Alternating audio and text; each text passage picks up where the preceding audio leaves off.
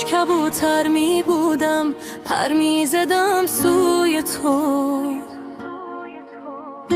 از دل این شهر شلوغ می رسیدم کوی تو. با دل دیوانه من آسمان هم سفر است، نام تو هر جا برم ورد لبم تا سحر است.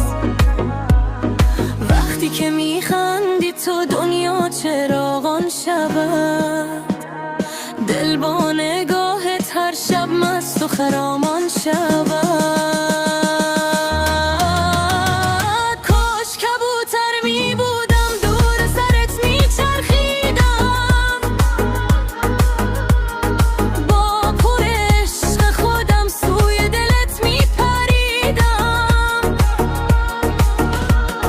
دست بزن دل بده امشب شب شاد ماست، با تو جهان می رقصد این دل من بی هواست.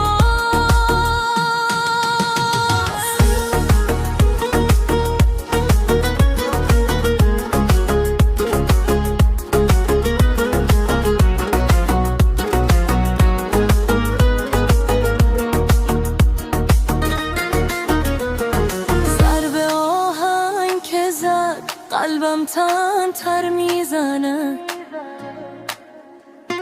عشق تو در جان من آتش دیگر فکنه.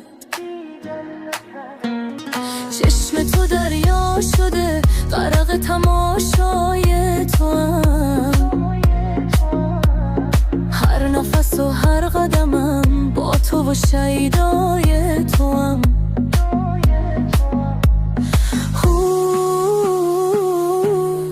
بیا نزدیکتر امشب فقط